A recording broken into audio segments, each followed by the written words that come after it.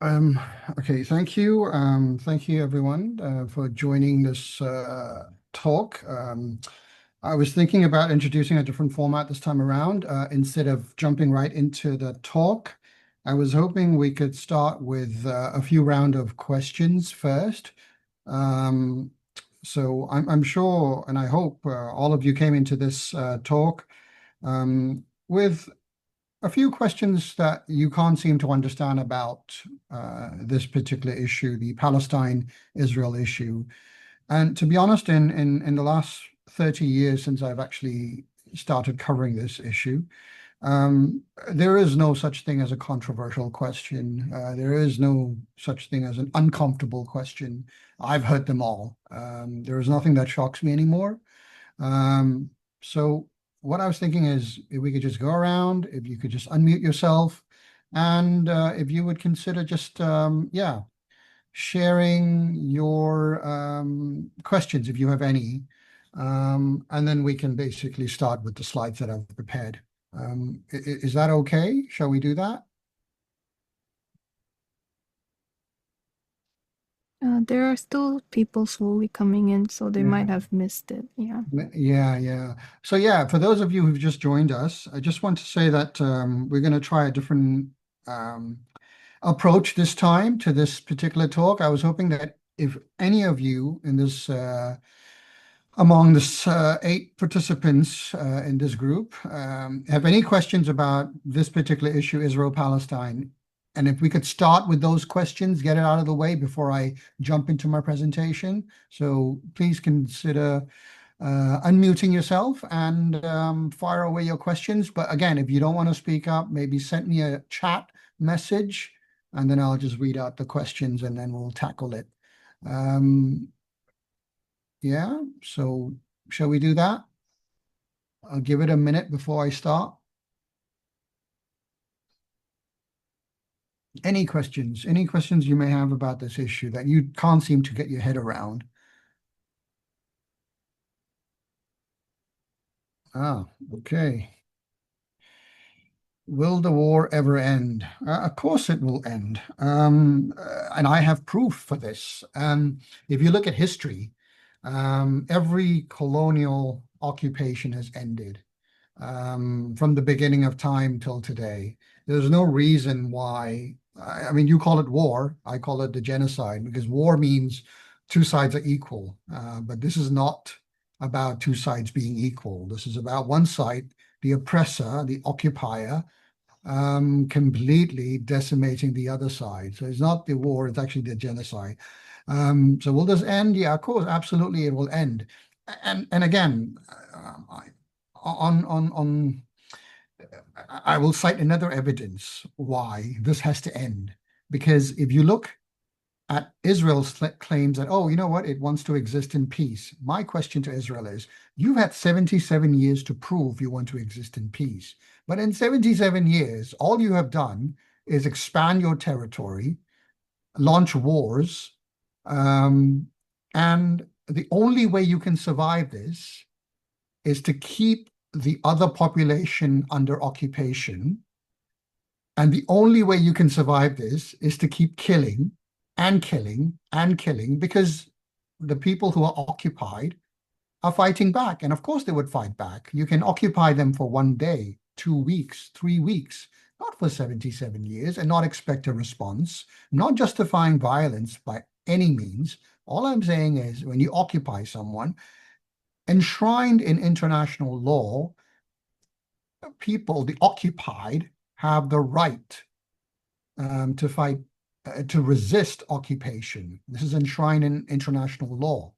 Um, and if they fight back, obviously, Israel's reaction is to kill and to kill and to kill and to kill. Therefore, they really don't have any option except to kill. Um, and that's why, this is not sustainable. And they realize this. They're just in denial. Oh, okay. That's a wonderful question. Why a Muslim country not helping Palestine? When this particular genocide started 2 years ago, I asked myself that too.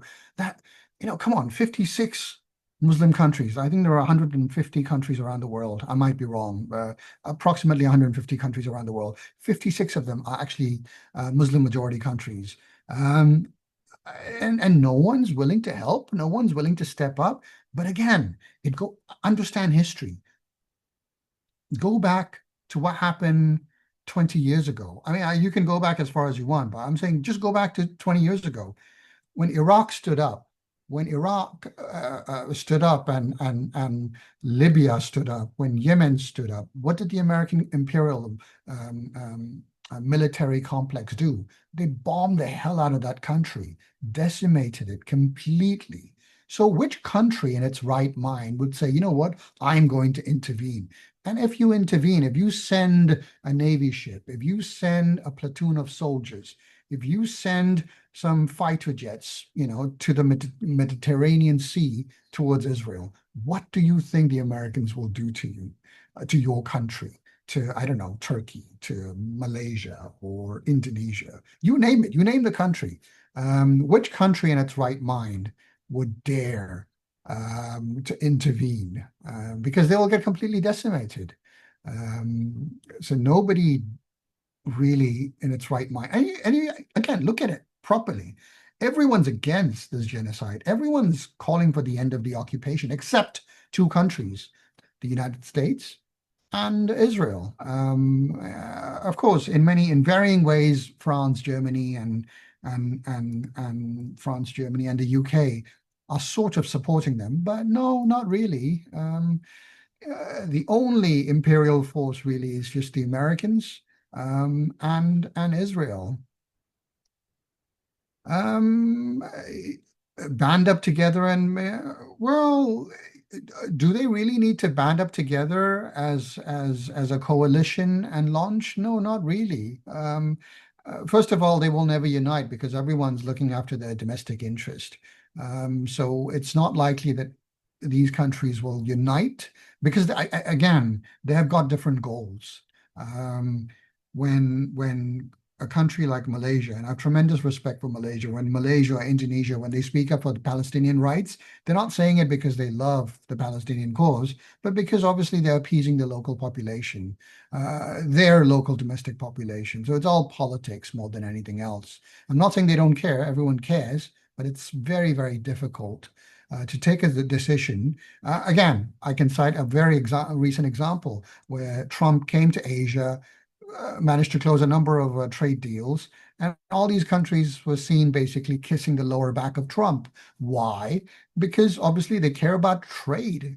Trade is critical because the moment American multinationals say, the Kellogg's, the Nestle's, the big multinationals, when they say, you know what, we're going to shut down our factories in Malaysia and Indonesia, we're going to move it to Thailand and the Philippines, you're talking about taking away millions of jobs from these countries. So who in its right mind wants to mess around with that kind of power, economic power?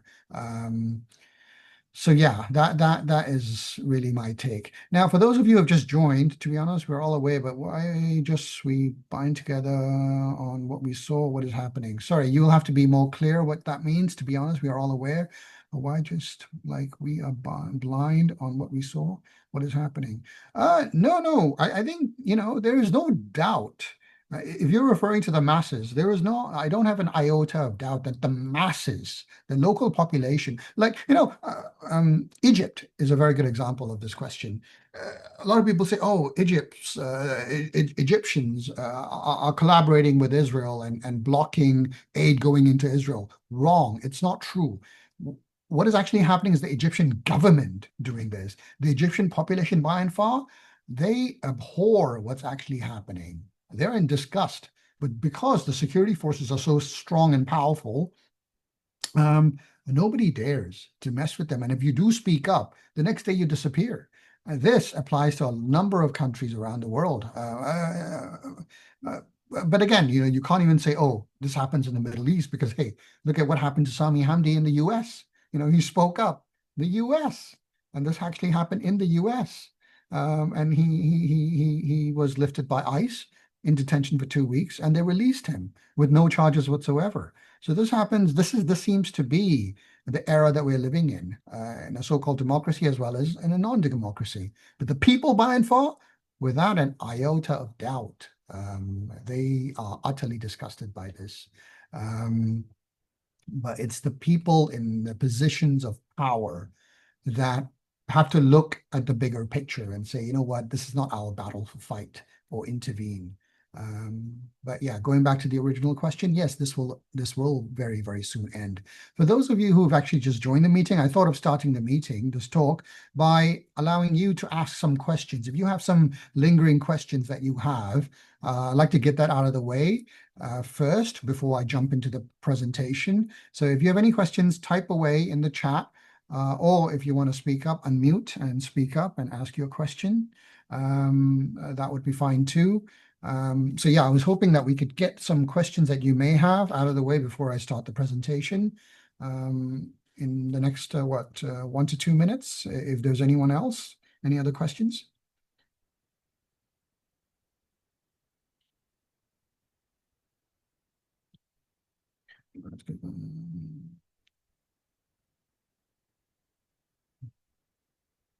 Okay, so Jordan, as a custodian of Masjid Al-Aqsa, it's true that they are the legal custodian by international law, but they have no security presence in Jerusalem.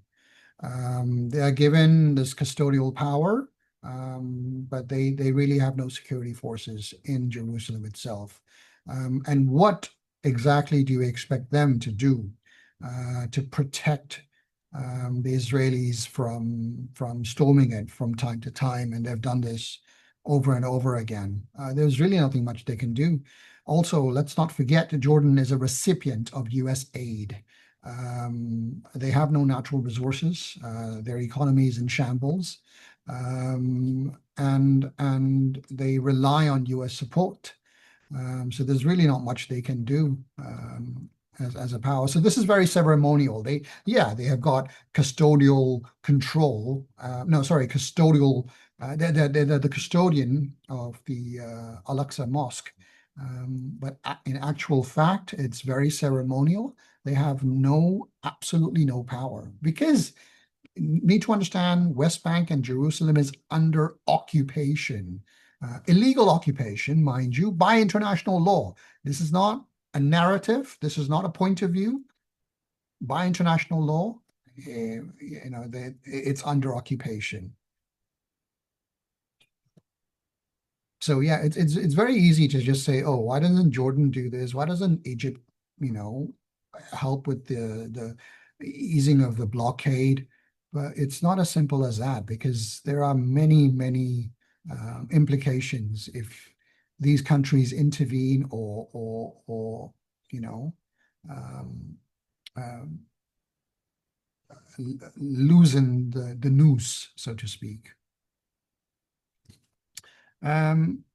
Do Israeli participants feel okay about it, or are they forced or brainwashed? Oh, both. I would say, this is a very interesting question as well. There are a number of Israelis. Again, Israelis, you have to make a distinction. There are Israelis who are living in Israel, who are, there's a proportion of the population that are thoroughly brainwashed, and there's a small minority population there that realize that, this has actually gone too far. And then there is the Jewish population living overseas. There's a segment that feel that, oh, what Israel is doing is absolutely right, and we stand by the country. And there is a portion of the population who are completely and absolutely disgusted by this, and they're trying to distance themselves from, what's going on. Because again, it is what it is. But you cannot brush everyone with the same stroke of brush. It's just not fair, because it's not a proper representation of how Israelis are, what the Jewish perception is. But by and far, prior to 7th October and post 7th of October, we've been able to separate the wheat from the chaff. So a number of Israelis have made it evidently clear where they stand on either side of the fence. And again, that's the biggest testimony that we're onto something big here, because if Israelis themselves, or the Jews themselves, are speaking up and criticizing, what the Israeli government is doing, it calls into question what is actually going on. If there are no more questions, yeah, shall we wait for another 10 seconds, 15 seconds, and then we'll jump right in?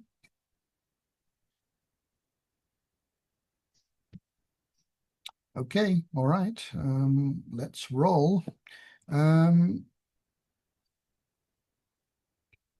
Okay, so now the thing is, I have always been I've always admired this particular phrase: fear of loss often proves more powerful than hope to gain. It's a very powerful phrase. It's actually I don't know how many in this group I prefer Cantonese, but 退損失記恐懼，我比往你期望。你得公有為力. This basically is what this means is something that the Jewish population in 1948, when Israel came into being, were constantly and repeatedly reinforced. This idea was repeatedly reinforced in the minds of the Israelis that, listen, if we don't have anywhere to go, we are absolutely going to get decimated. There's going to be a Holocaust part two. They used to have a population of 15 million Jews before the Holocaust, reportedly 15 million. After the Holocaust, it became something like 7 million, or maybe 7 or 8 million Jews remaining. And the Israeli state, when it came into being, they kept reinforcing this idea that, what, the population needs to understand that we are surrounded by Arab states, and to survive, we need to reinforce fear of loss. Only then can we hope to gain. So that's a very important notion. And I'll come back to this at some point in the presentation. Now, there are three types of history. The first is the Palestinian historical version. The second is the Israeli historical version, which can be diametrically different. And the third is a mix of, myth, fact, fiction, as well as the Israeli and Palestinian fiction, all fused together. And this happens to be mostly widely circulated version that we hear, So but at the end of the day, if you were to boil this down to what this issue is, it really goes down to whose family tree goes back further, it really comes down to that. Now, very quick sum up of the beginning of time, how, obviously many of the prophets were Jews, so-called Jews, because obviously, that was the religion back then, Judaism, which called for the worship of one God. Even Jesus was born a Jew. And after noticing that obviously there was a lot of corruption in Jewish practices, he came up with a set of new teachings that was more like a refresher course of the old gospel, and that became known, and he became known as the Christ, the leader of Christianity. And therefore you have the old gospel and the new gospel. But again, he was born a Jew, and because he came with a new set of rules, seemingly new set of rules, which was simply a refresher, he became known as the leader of Christianity. Now, 40 years after Jesus' ascension, or what the Christians think is his crucifixion, the Romans expelled a lot of Jews from Jerusalem. And this went on for centuries, and then, for a good centuries, this actually went on. And about 1,000 years later, the Crusades happened, where a number of Christians, a large number of powerful Christians, killed thousands and thousands of Jews and Muslims. And the Jews were pushed out, and many of the Jews actually left the Middle East and went to different parts of the world, and a lot of them actually settled in Europe. They struggled to fit in Europe during this period between 1400 and 1700. They stayed in Europe nonetheless. And again, it was during the time of the European Renaissance. They worked really hard. I mean, the Jews historically, they've always worked really hard, emphasized on education. and they're very enterprising, very good at running SME businesses, lending businesses, generally, very enterprising, and they worked really hard, and they're wealthy immigrants. But because of their rising wealth and different culture from Europe, they were severely discriminated. That's completely understandable. Now, fast forward to 1896, or approximately just over 130 years ago, Theodore Herzl, which was, I think, anyway, Theodore Herzl, he floated the idea of a Jewish homeland. He wrote a book which called for, the Jews to actually have a state of their own. And by then they had accumulated, a lot of wealth and a lot of political power. So then a lot of Christian Jews who were in power encouraged the migration of Jewish immigrants, and three countries were floated as possibilities: Uganda, Madagascar, and finally Palestine. But because of the biblical connection, they decided to go with Palestine, which was under British occupation rule after World War I. So yeah, they thought, okay, why don't just shove them all in Palestine, so that we can get rid of the Jewish problem. And because Europeans by and far didn't want Jews in their territory. So they thought, what, just shove them in Palestine and, we can get rid of them. So prior to that, of course, Palestine at the time was ruled by the Ottoman Empire, which fell after the World War I, and it came under British control in 1917. And it was in 1917 that Britain issued the famous Balfour Declaration, promising the Jews a homeland. There were a lot of protest and uproar and chaos during that period, riots in that period. But again, the British government didn't really care. So they went into Palestine, and they stayed there for a couple of decades. And after the Holocaust, a lot more moved to Palestine. And again, I should mention that during the Holocaust, 6 million Jews were were killed by Nazi Germany. But at the same time, there were another 5 to 6 million Gypsies, Jehovah's Witnesses, homosexual, blacks, disabled, political opponents, and other minorities that were also killed. So it wasn't just the Jews who were actually killed during the Holocaust. Although if you watch Hollywood movies, that seems to be the only thing that they emphasize. But up to about 12 million people died during the Holocaust. 12 million civilians died during the Holocaust, including 6 million Jews. 1945, Nazi Germany collapsed. And then 6 years later, after the Holocaust, the UN basically proposed splitting up Palestine into a state. Now, this is a very interesting part. Now, when the UN proposed splitting up the Palestinian land into a state, they said 55% of the land will go to the Jews and 45% for the Arabs. Now, prior to this, remember, the Arabs controlled 100%. So it was not fair. It was really not fair. And Arabs completely, they flipped out and like, no, this is unacceptable. But you know what? Fine. Let's go with that. We started with that. 55% given to the Jews, 45% to Arabs, So a year later, Israel was given a green light to form as an official state and country. Again, not fair, but okay, it came into being. 1948, as soon as it came into being, Arabs and Zionist armed groups, they started fighting because again, it's not fair that the Arabs were losing their homes and territory. But because the Zionist armed groups were well armed, thanks to their alliances with Britain during World War II, and of course they had extensive training and access to weaponry, they won. And as a result of that skirmish, 7,000 Palestinians were expelled from their homes. That was Nakba 1 in 1948, and creating 700,000 refugees, which has turned into 7 million refugees today. Because after 74 generations, 2 to 3 generations, assuming 3 children each, you can do the permutation and math. You have 7 million refugees today across the world and across Syria, Jordan, within West Bank and Jerusalem.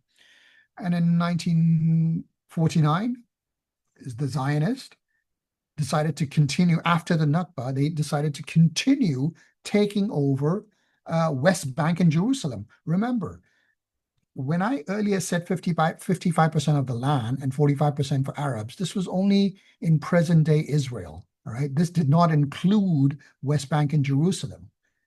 But after the expulsion of 700,000 Palestinians, the Israelis decided to basically encroach more land, taking over 97% of the land, up from 55% given to them. Okay. And the funny thing is, if you watch the news, sometimes they will say, oh, the Palestinians are trying to wipe us off the map. Excuse me? I mean, if there's anyone who's wiping someone off the map, just look at this 97% of the land under the control of the Israelis right now. 97%. And of course, in 1967, there was a war. 6 Arab countries attacked. Israel obviously won. And they took over West Bank and Gaza and the Syrian Golan Heights. But of course, as part of this peace agreement with Egypt, they gave up Sinai and they so-called pulled out of Gaza in 2006.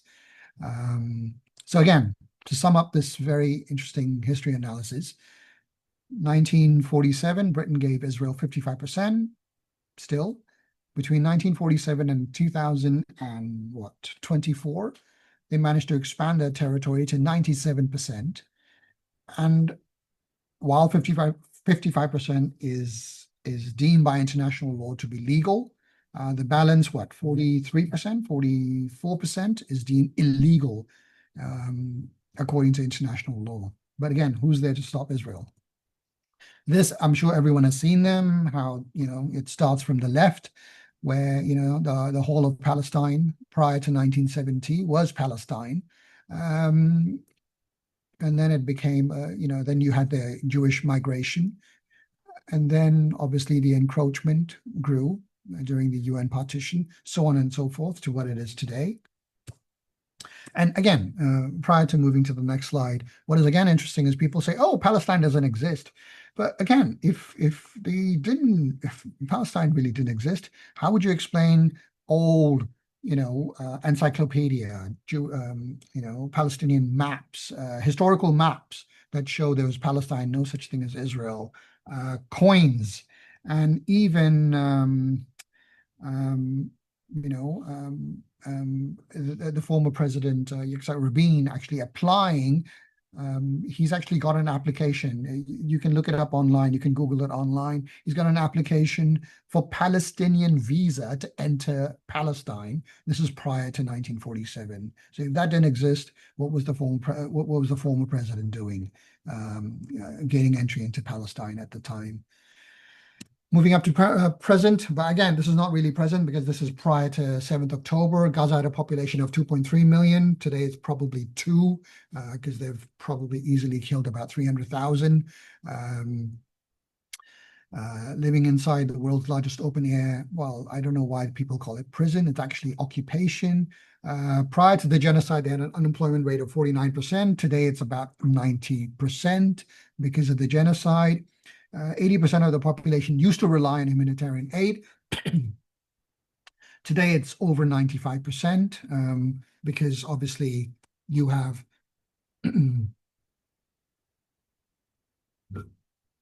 sorry, prior to 7th October, you used to have 508 trucks going into Gaza daily.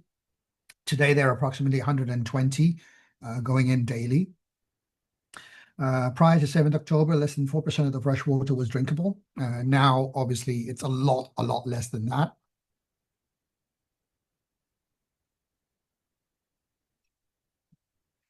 Cancer used to be the most common cause of death. Heart disease as well, but obviously not anymore. Now it's just, as a result of the genocide, the largest cause of death. Electricity was bad before 2014 when Israel bombed a major power plant. Again, it was in violation of the Geneva Convention, but again, who's there to stop them? And again, they have continued to do that over the years, power plants, water treatment plants, bridges. They keep doing that. Despite lack of electricity, they use candles to study, and I've known a number of students who have excelled over the years with no access to electricity. Amazing. Fishing zone officially used to be 10 nautical miles. Today, right now, it's 2 nautical miles during the genocide. They've used chemical weapons on its civilians. And again, point 11, I touched on earlier. Egypt retains a bizarre stranglehold on the Rafah border. They've always done that. But again, it's not the people. It's the government itself, which you know, is responsible for that.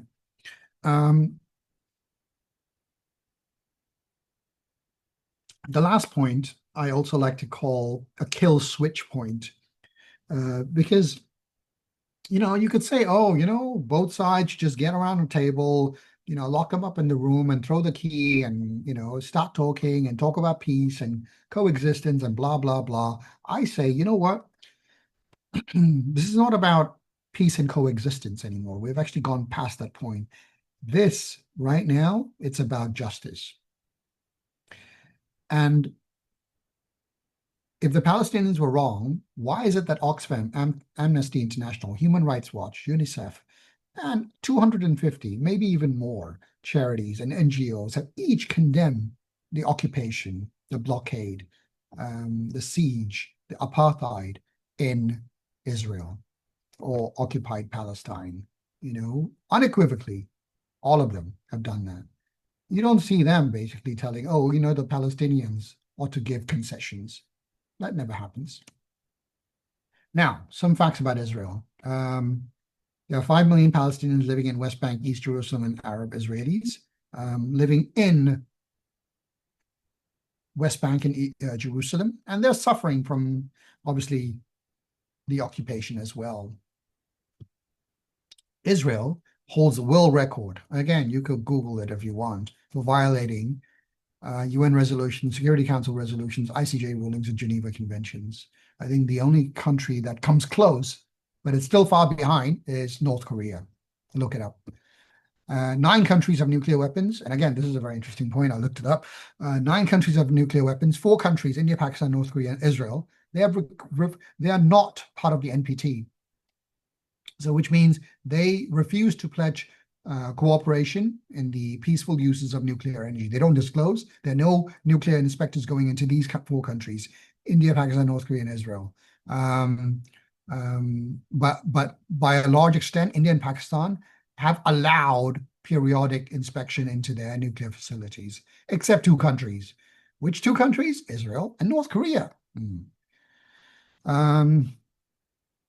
4th point, Israel came into being. Yeah, I've covered that already. 5th point, yeah, we know that. 6th point, yeah, again, very important point.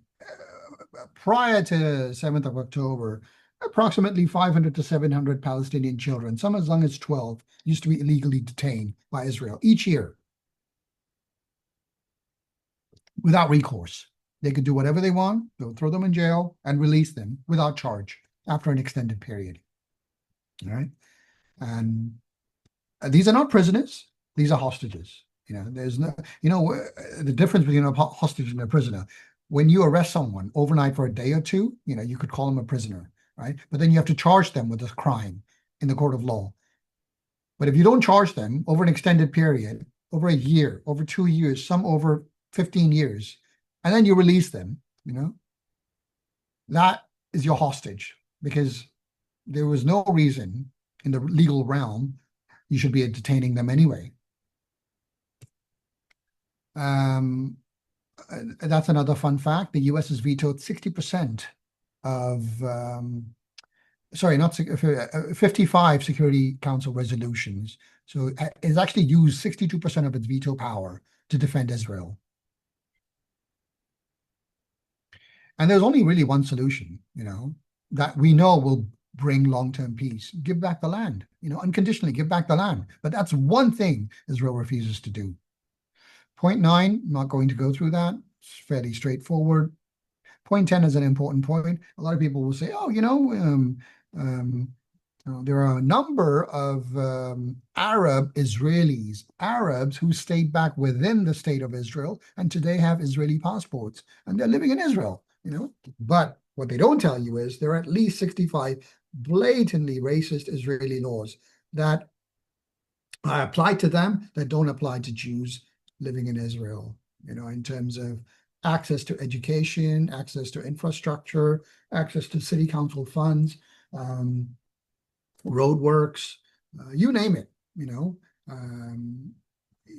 So yeah, they imagine living in Hong Kong and a certain race with a Hong Kong passport was not able to enjoy the same benefits as the other group. That would be just blatantly unfair. That doesn't happen anywhere around the world. I'm not saying discrimination doesn't exist. It exists everywhere. This is not about discrimination. This is actually enshrined in law, Israeli laws that empower Jews over non-Jews. Right? This doesn't happen in Hong Kong. This doesn't happen anywhere else. And of course, segregation policies, laws, and regulation. Prior to 7th of October, there used to be 700 checkpoints, road gates across West Bank and Jerusalem. Today, it's 900, according to my sources. So now I'll go over some of the talking points, popular talking points that people sometimes have. People often say, oh, you know what, the issue is too complex. The Israel-Palestine issue is too complex. But let me ask you, what is so complex about stealing someone else's land? If you bought a house, I came into your house and I stole your house, you bought a flat in Hong Kong, and I just came into your house and I started occupying it. What is so complicated about that? And then on top of that, I keep encroaching it, expanding it. What is so complicated about that? And then, of course, what do they say? Oh, let's talk about roadmaps and peace talks, but then to nowhere. I mean, that's what they've been talking about for the last 70 years. And then they keep violating 100-odd UN resolutions. And all they have to do, really, I mean, they should go back to the this keeps coming up, pre-1967 border. But the thing is, no, they should be going back to the pre-1948 border, the 55%. That's not even fair that they've been given 55%. So talking point number 2, why does it all seem so complicated then? People often say, oh, the issue, has been going on forever. That's not true. Because, prior to 77 years ago, the Palestinians used to live there, and the Jews were basically across Europe. They were living there. They were persecuted in Europe. There's no doubt about that they were discriminated against. They were persecuted in Europe. Right? But this particular issue, Israel-Palestine issue, started no more than 75 or 77 years ago at the most. Okay. So, and they say that the conflict is too they make it seem like, oh, this issue seems complicated and too complex, as a way to shut down the conversation so that you don't take it further. They've been fighting for centuries, really. I mean, it really didn't start until 1917 or 1948. Or you could say since the time that Theodore Herzl floated the idea of a Jewish state. But even then, it wasn't like the Palestinians or the Israelis were involved in fighting. If anything, the Jews were persecuted by the vast majority of the Christians, during, after the Roman Empire, during the Roman Empire, following the ascension of Jesus, peace be upon him, and for centuries after that, leading up to the Crusades, when the Christians killed a number of Jews. And then, of course, when they migrated to Europe, and then they were discriminated against then. So the Jews have historically been persecuted by the Christians more than anyone else. And this is a historical fact, that's very, very hard to deny. Am I saying that the Arabs did not kill the Israelis? No, absolutely not. I mean, I'm sure, that happened too. But the vast majority of the killings, if you look at it from a neutral point of view, backed by facts, if you can look it up yourself, is that it was the Christians who basically killed the vast majority of the Jews. Again, here, which leads me to my next point. Conflict is all about religion. But again, religion is only a sub-factor because this is not just about Al-Aqsa, the mosque. This is about stolen land, stolen homes, stolen farms, no right of movement, no right to travel, limited working opportunities, illegal imprisonment of children, one law for the Israelis and other for the non-Jews. And this affects Muslim Palestinians and Christian Palestinians too. So no, this is not about religion. Don't make it about religion. It's never about religion. This is a simple, basic human rights issue. If this was about religion, you wouldn't have Amnesty International and Human Rights Watch and all these NGOs and charity groups getting involved. You would only have Islamic Relief or you name your favorite Islamic charity getting involved. But no, you have global NGOs talking about this issue because it's fundamentally a human rights violation issue. Talking point 5, this issue can't be solved. Yes, of course, this can't be solved if the US is involved because they're not neutral. And they are an imperial power that's very, very hard to fight against or stand up against. So what we need is someone fair and neutral who won't drag this out for decades. In my personal opinion, and this is my personal opinion, we need someone like China, a rising empire, the next rising empire.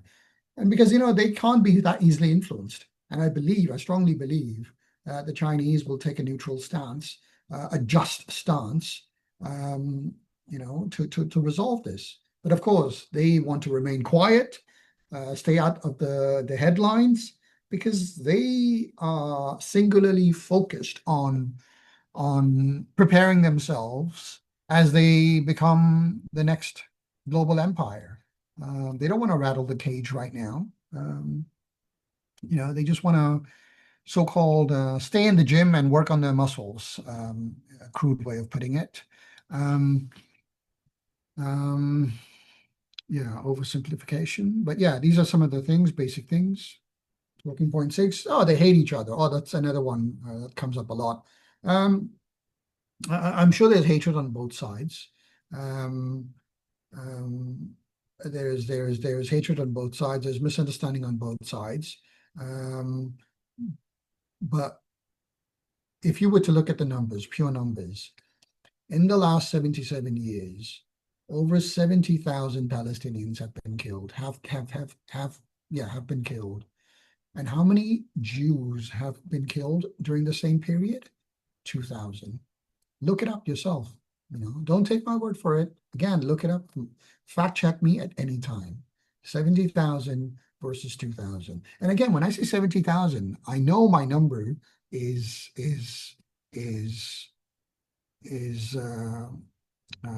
underestimated. Because the true number, when the genocide is over, when they actually tally the numbers, they'll probably come up with something like 300,000 or 400,000. 70,000 is the official number of bodies that have been documented to be dead, but I'm sure there's a lot more. So whether it's 2 state or 1 state, it doesn't matter. One way or the other, it's game over. Talking point 7, Palestinians can't be trusted because they will attack if given a chance. Yeah, of course, and yet if you look at the numbers that I just mentioned, 70,000 versus 2,000, who should not be trusted, really? And again, to be fair, there have been attempts to fight, but at the same time, let's be fair, there have been attempts by the Palestinians to use non-violence, Fatah in West Bank, PLO. They've tried to end their occupation by negotiating. And what did they get? All they got was the Israeli occupation, encroaching Israeli occupation, and things getting worse for themselves. So, talking point 8, there can be no peace until all Palestinians adopt non-violence. Again, this is complete tosh. Look at British India. I mean, they had violent independence movements as well as Gandhi's non-violence. So violence does not cancel non-violence. They can actually work concurrently. Historically, this is proven to be the case. You look at South Africa, you look at Nazi Germany, same thing happened, And again, a very important point. If the Gazan leaders had not chosen violence, Israel would not have withdrawn in 2005. And again, look at West Bank. West Bank leaders have chosen peaceful compromise time and time again. And yet, what do they get in return? Ever-expanding settlements and occupation. It just only gets worse, since the Oslo 1992 or 97, 1992. You know, they've had 700,000 settlers um, since Oslo was signed, and the whole point of Oslo was to dismantle the settlements. So the fact that West Bank leaders chose peaceful compromise has actually backfired. So again, violence is abhorred, but resisting occupation is a human right. This is enshrined in international law, you know, there's nothing indictable about that. So, kill switch arguments. This, again, is one of my favorite sections. If, let's just say, the Palestinians are in the wrong, my question often is, these are my 7, I've got a 15 kill switch arguments, but I'll just focus on 7. If the Palestinians were wrong, then how come there are 250 NGOs and civil society groups, human rights organizations condemning Israel time and time again? You know, 55% was given to Israel. Today, it's 97%. Who is exactly wiping who off the map? If the Palestinians were wrong, why is it that ordinary Jews outside Israel, you see in America, in Europe, in Britain, in Germany, in Italy, in Spain, you see ordinary Jews, you know, coming out in the streets and supporting Palestine? How did that happen? Why are they doing that? And then if the Palestinians were wrong, then how could you explain the disproportional death ratio, 70,000 versus 2,000? 70,000 Palestinian deaths versus 2,000 Israeli deaths. You know, how can you explain that? And then Hamas is in Gaza and not in West Bank and Jerusalem. So you say, oh, Hamas is in Gaza, which is why we have to bomb the hell out of the place. But what's the justification for raising West Bank and Jerusalem? You know, Hamas is not there.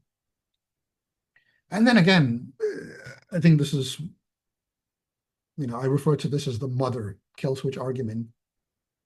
You know, Israel is saying, you know, we have to do what we have to do in Gaza. But I say, why is the international media banned from entering Gaza? They say, oh, no, to protect the journalists. But then in all conflicts around the world, journalists are not protected, are not prevented from entering war zones.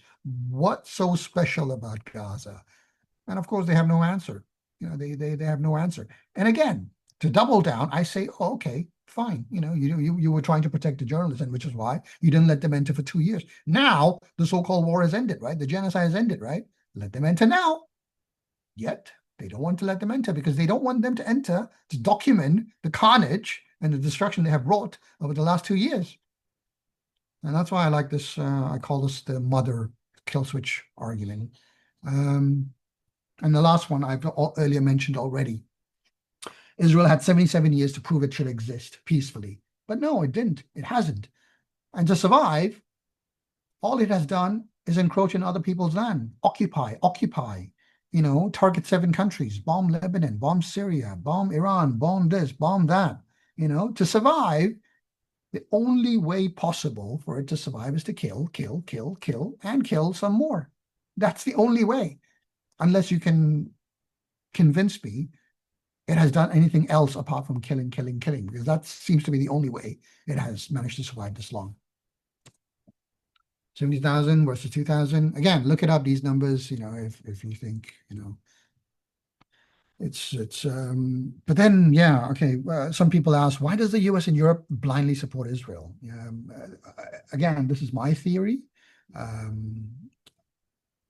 There are gas deposits right opposite the Gaza Strip in trillions, worth trillions.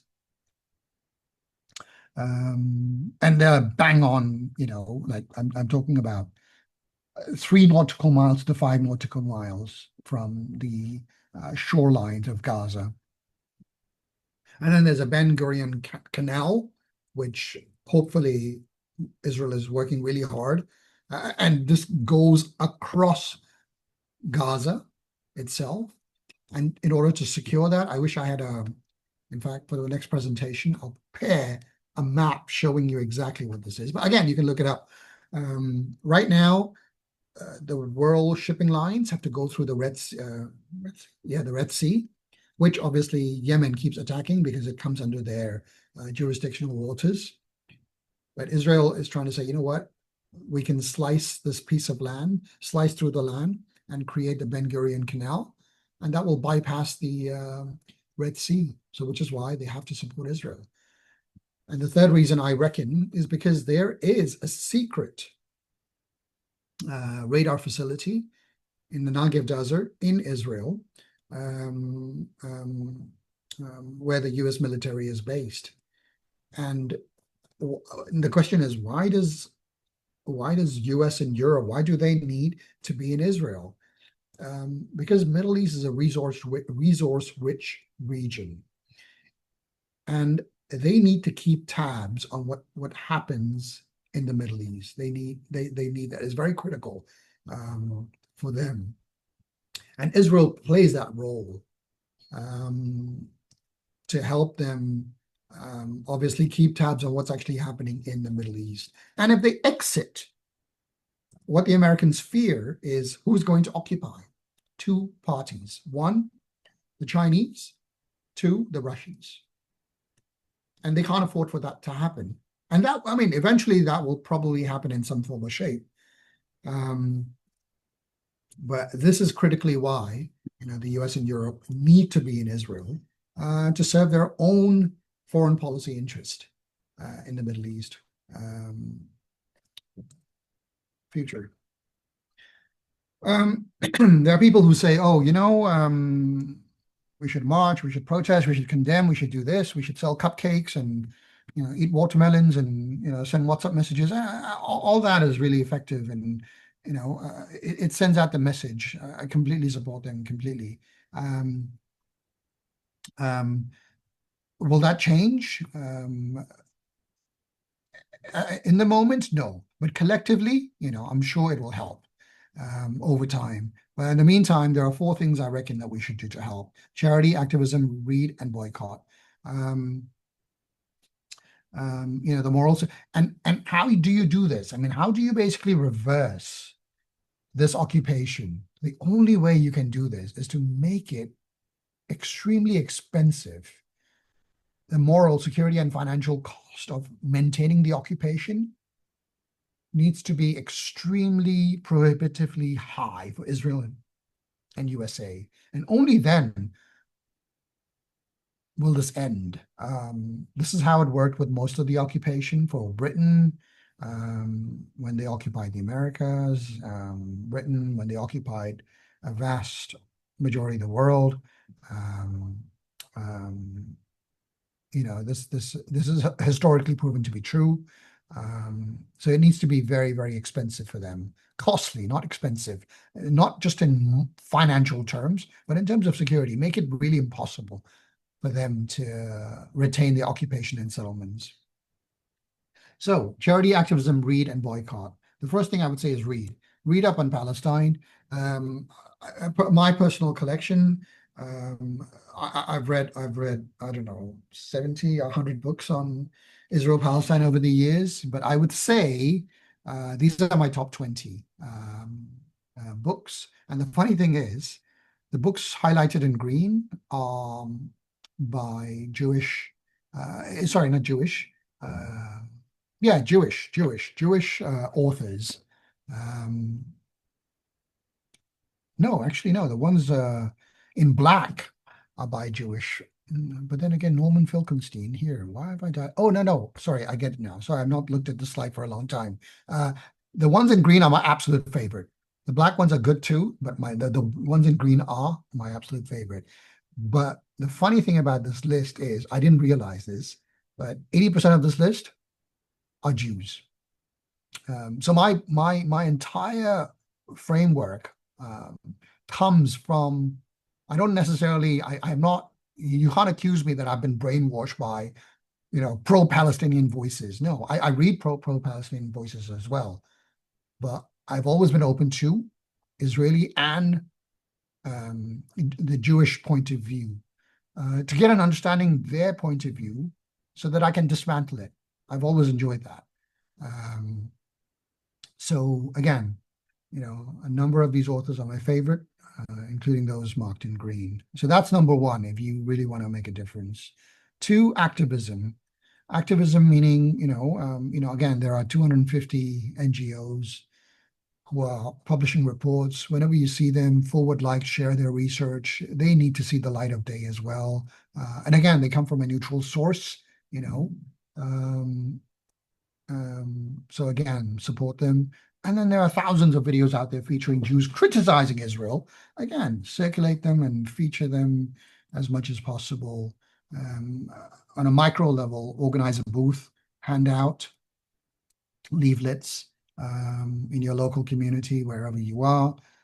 Peaceful protest to your nearest US or Israeli embassy. I know it's a bit sensitive doing it in Hong Kong, but I know a number of people have tried doing that. Kudos to that. I use these sites in terms of information sometimes. They seem to have a very good grasp, summary on the latest trends. Boycott. That's again very important. These are 10 brands that are going to the UN, are operating in illegal settlements. You should not be using Airbnb.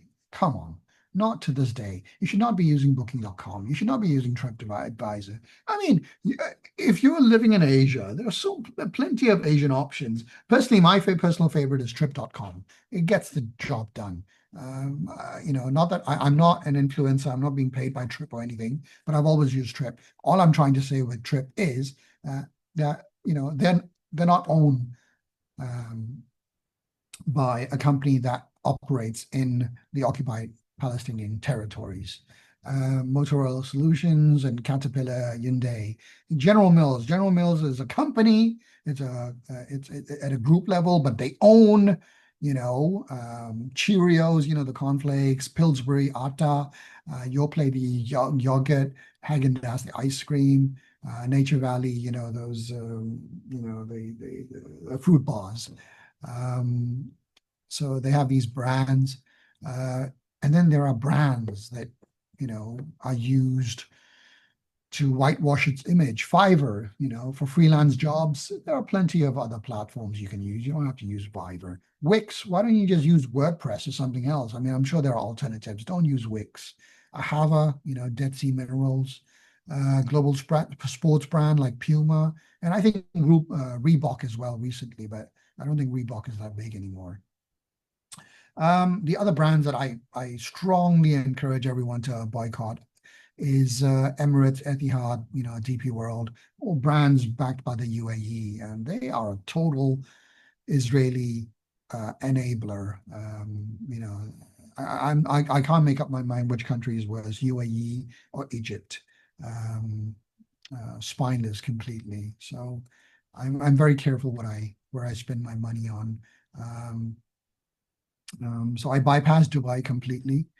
If I have to go to Europe, and if I have to pass over the Middle East, I'd rather fly via Qatar. Again, I'm not being paid by Qatar, but I'm just showing you that there are alternatives. There's the option of Turkish Airways as well, but again, I have certain reservations with Turkey as well. So again, but all I'm saying is there are alternatives. And how you can do that is basically you can first lead a targeted grassroots call to globally boycott these companies. You could probably do this in Hong Kong as well. Lead a boycott campaign in Hong Kong. You could probably do it in your own country. You could have a specific boycott target of Fiverr, Wix, Ahava. These three global Israeli brands. Again, find out for yourself. You'll find out. You'll be able to verify what I'm claiming, that these are backed by. In fact, they were all founded by former IDF soldiers. I'm not so sure about Ahava Cosmetics. I know it's founded by Israelis. No, I tell you what, let's go with Fiverr and Wix. They were definitely formed by former IDF soldiers. For Ahava Cosmetics, the reason why we're calling for the boycott of Ahava Cosmetics is because they extract minerals from the Dead Sea, which is occupied Palestinian territory, and they whitewash their image and they sell it as an Israeli brand. That's why, and it's a global brand. They've done remarkably well. They're big in the US and certain parts of Europe. And if you can't do any of that, then maybe just focus on UAE brands. Talk to family, talk to friends, and discourage them from flying Emirates, Etihad, or via Dubai.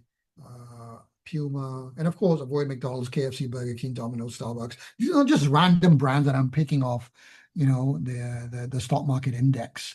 These are proper brands. Again, Google fact check what I'm saying. They have come right out supporting the Israeli IDF during the genocide, offering them free meals and discounted meals. Starbucks is the only one that obviously, fun fact with Starbucks is, sorry, I'm just going to have a sip of water. So Starbucks is the only one that does not have any presence in Israel. So the question is, why is Starbucks being boycotted? Because it's actually owned by um, an American Jew who is a staunch supporter of Israel, and he actually funds the IDF fund. And it's actually the symbol, and they're very clever. What they do is you will not find them in Israel, but you will find them in Saudi Arabia, you will find them in Kuwait, you will find them in Oman, you will find them in Qatar, you'll find them across the Middle East. So what they've done is they've done the math and say, hey, by operating in the Middle East, we can make more money than not operating in Israel itself. So they're happy to take our money and then basically give our money to Israel, IDF. Despicable. And the last thing is obviously charity. I would suggest that you donate to charities. But again, first check if aid is going through Israel or Rafah right now at the moment. I know aid is going through at the moment, but limited aid is going through. So it's actually quite difficult at the moment. The proper need is over 500 trucks a day, but at the moment, no more than 150, 120 to 158 trucks are going in. It's severely insufficient, but that's the best that can happen right now. Hopefully, when they move to phase 2 of the ceasefire, so-called ceasefire, hopefully, more trucks will start going in. We have, sorry, I should have introduced myself earlier. I'm actually the founder of a charity in Hong Kong, the Gaza Fund, and on our website itself, we have listed over 70 charities that are active in Gaza today. I'm sure there are hundreds, but we have verified 70 charities that are active today. So again, you don't necessarily have to donate to the Gaza Fund. I'm not saying that. Just go to the website, click on this link, and you will find a list of 70 charities, the likes of Save the Children, Oxfam, you name it, Islamic Relief, One Nation, a number of them. They're actually active in Gaza. Who we are basically the first and only non-Palestinian charity focused on Gaza. 100% proceeds go to Gaza. We are one of few Muslim charities in Hong Kong that disclose our cost base. We have a cost base of 8.7%. In other words, we have spent 179,000 Hong Kong dollars on expenses. We have raised 3.5 million, which we have donated entirely to Gaza in almost 6 years via 650 donors, of which obviously, a chunk of our expenses. And we do everything, water filters to cash aid donations to, cash aid and, all that stuff. Now, the only thing I have left to show you is I mentioned kill switch arguments earlier. These are the kill switch arguments. There are 15 of them. I've only shared 7, so you feel free to go through them. There are a number of myths about Israel. We have just debunked about 22 of them. So as you can see, we're not just a charity. We generate a lot of research to demystify this issue. We also have our own peace plan that we put together, what we need to do to resolve this. I mean, again, the solution is out there. But it's just that for as long as the Americans and Israel, for as long as the American government is involved in this, there is no way this is. Um, um, no, no, that's actually not true. I'm going to have to backtrack that.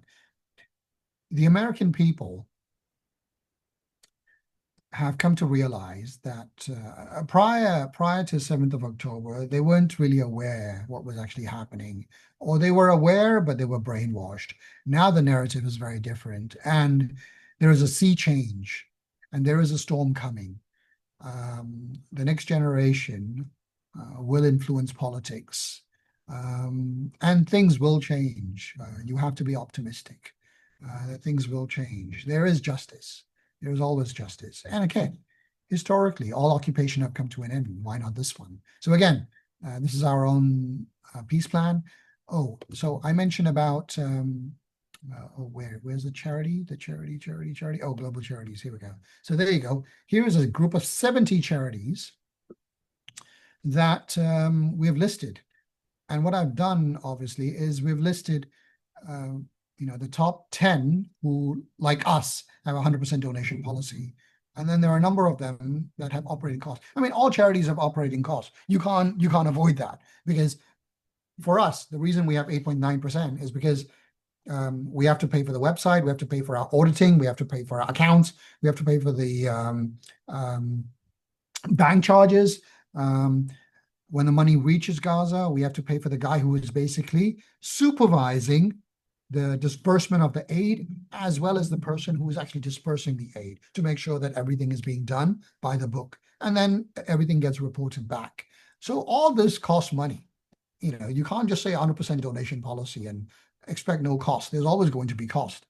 But the reason why these top 10 charities are able to have a donation policy is because obviously we have a separate expenses fund where our donors donate into, and we use the money from the expenses fund to pay for our expenses. And that helps us with our 100% donation policy. Whereas these charities, by and far, don't have a separate expenses fund, and they take 10% off whatever you donate, 3 to 10% off what you donate, and so on and so forth. It goes all the way up to Oxfam International is 23%, by the way. And then it goes on and on and on. It's incomplete. So that's, again, on our website, we disclose that. And this, again, is a list of 250 local, regional, and global NGOs and activists. Either Israel is lying. Either these 250 local global NGOs are lying, or Israel is. All of them have condemned Israel. And you can see there are 26 of them who are based in Israel, that are critical of Israel itself, 46 based in Palestine. What else have I got? 45 based in the US, so on and so forth, 25 based in the UK, and it just goes on and on. You can do it at your own time, just to show you what we have. The final thing I would mention is this, 20 ways to help Palestine. You can read, you can watch, you can share, you can sponsor. A number of charities are installing water filters. There's stuff you can do to help these charities with their water projects. There are about 18,000 orphans as a result of this genocide. There were about 6,000 prior. No, not 6,000. 3,000. Sorry, don't quote me on the prior number, but I know post or current genocide, there's 18,000. And then there are ways to basically sponsor orphans or rebuild homes or medical supplies. And then you can write or lobby, you can protest, you can block, can boycott. And then there are other things that other people have done. So basically there's something for everyone that you can do. In terms of what we have done, oh, sorry, not this one. Oh, sorry, here. We have done about 55 projects right now we have completed in the last 2 years alone. We have raised 2.2 million in Hong Kong. and we've completed about 55 projects. We still have a number of projects ongoing, so that will continue. Unfortunately, we were shut down by Stripe and PayPal in August. It's November now, um, because we focus on Gaza. And Gaza, as you know, is under occupation and under financial sanctions. So anyone who's sending money into Gaza is often questioned. If we were a charity that focused on, Pakistan or Bangladesh or, Myanmar or those kind of places, or even China, that won't be a problem. But the fact that we singularly focus on China, sorry, on Gaza, our account was shut down. So we are appealing that decision right now. But it seems that they're making it very, very difficult. We're looking for alternatives. We're struggling at the moment. Um, but we'll find a way. We're not giving up because we haven't done anything wrong. Our financial reports are audited. We're the only ones, in fact, among Hong Kong charities, among Hong Kong Islamic charities that regularly disclose our expenses. So, not only do we have 100% donation policy, we have 100% transparency as well. So we disclose our expenses in full every year. We have total transparency in terms of reporting. But again, no matter how transparent you are, what we've learned is, if they're out to get you, they will make your life a miserable hell. The only question is, do you take it lying down or do you get up and chin up and do you march on?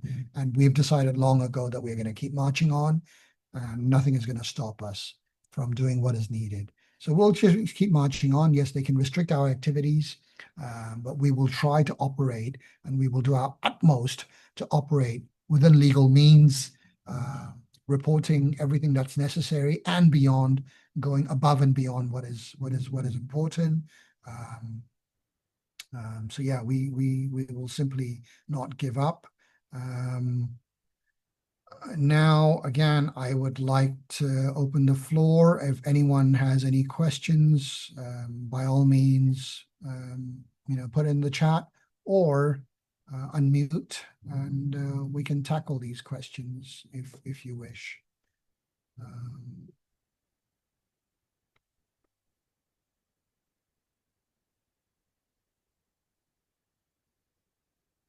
Any questions at all? It seems there was a question earlier when you were still presenting. Oh, They asked why Palestinian Authority are killing their own people and siding with Israel. okay. That's a very good question. I used to be confused about that as well. But then again, there are two groups. One obviously is Hamas in Gaza. They obviously Hamas is a group that obviously over the years have invested in hospitals, education, proper infrastructure, and they're on the side of the Palestinian people. And at the same time, there is a wing of Hamas that obviously is responsible for resistance. And that's getting a lot of flack at the moment. And then in the West Bank, there is an entity called the Fatah movement. And they are completely reliant on US aid. They have approximately 20,000 employees. And without US aid, they get completely shut down. They have no source of income because, again, you have to understand the West Bank is under occupation. And the only way they're going to get that aid is if they toe the line, if they comply with what's needed, and they do what they're told. So that's why they basically, if there's anyone who protest in the West Bank, they will basically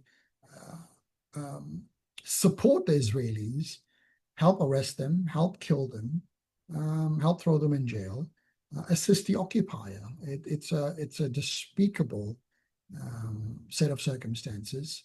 And and which is why they have zero credibility um, among Palestinians. I hope I've answered that question. But again, on the flip side, we have also prepared this page called Condemn, which gives you a good snapshot, again, from neutral source, about Hamas, the point of view of Hamas. And again, people don't understand Hamas as an agency. Again, we condemn violence, but we do not condemn resistance, because resistance is enshrined um, enshrined in international law, definitely enshrined in international law to resist. So yeah, we have these things. Is there anyone else has any other questions at all? Don't feel shy, just fire away if you have any other questions.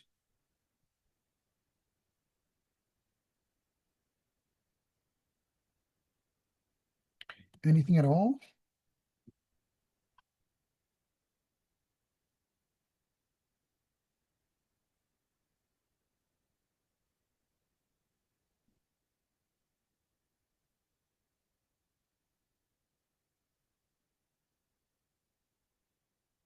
Any questions about boycotts or charities or reading material or anything at all?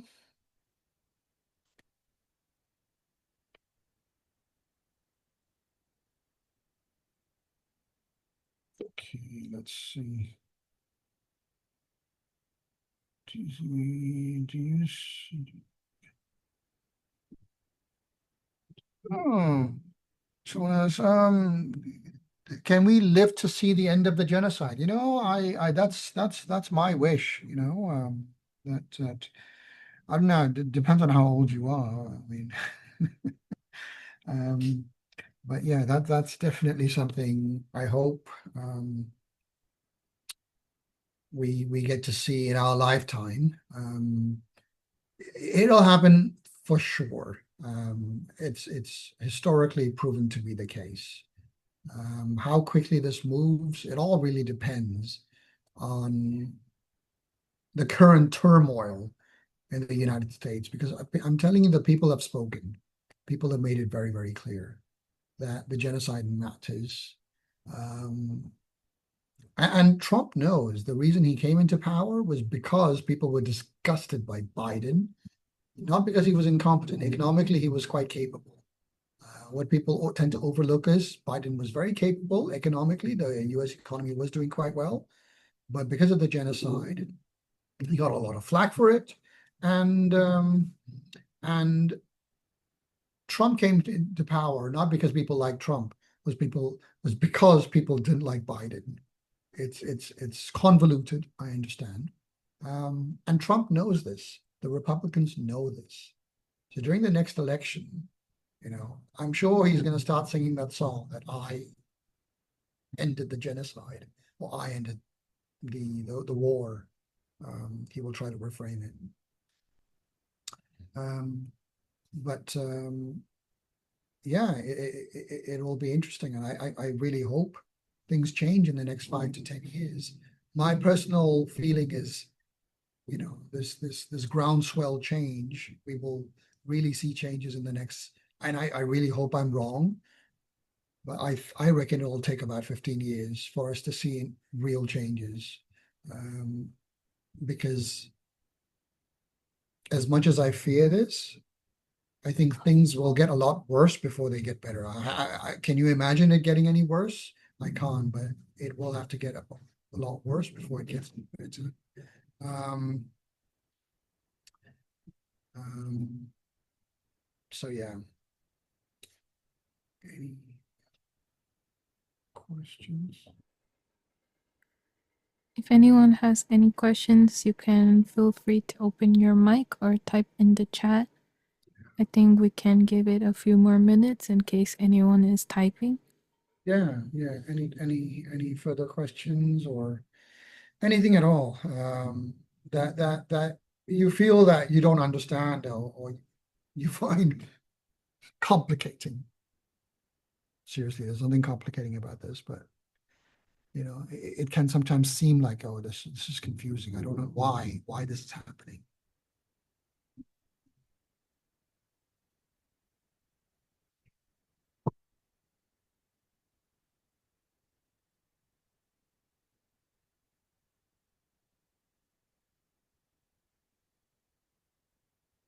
I think maybe that's all the questions we have for today.